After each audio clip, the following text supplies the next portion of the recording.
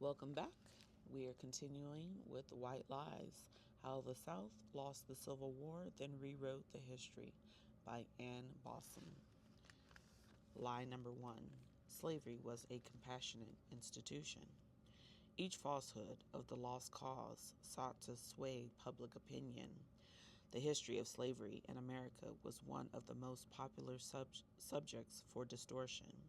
White Southerners were eager to convince others and themselves that they were taking part in a mutually beneficial arrangement.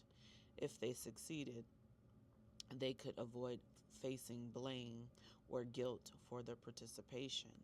The lies persisted even after slavery ended in 1865.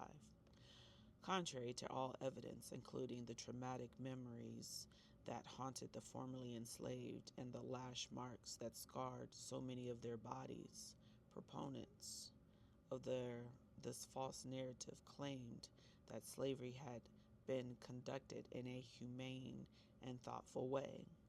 Enslavers had treated the enslaved like members of their families, said the promoters of this falsehood. They had fed, clothed, and cared for them during sickness and old age. Violent treatment had been the exception, not the rule. Southern enslavers had already convinced themselves long before the Civil War that these beliefs were grounded in reality. After the Civil War and slavery's demise, they worked to convince others of these same misrepresentations of facts. Jefferson Davis, a former enslaver who had served as president of the Confederate States of America and declared after the war that never was there happier dependence between two groups of people than during slavery. He and others claimed credit for providing not only the material needs of the people they held in bondage, but their spiritual ones as well, by introducing them to Christianity.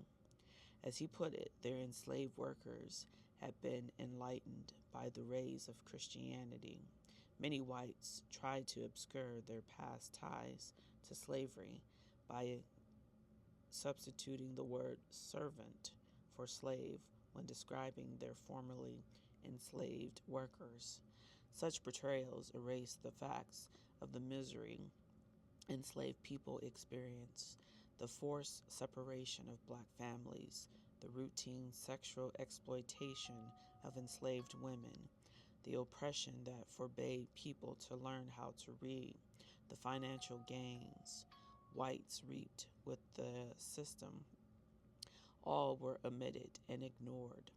Instead, the public was charmed into believing a version of events that left whites blameless for their ties to slavery and misled blacks into believing that their enslaved ancestors had been happy.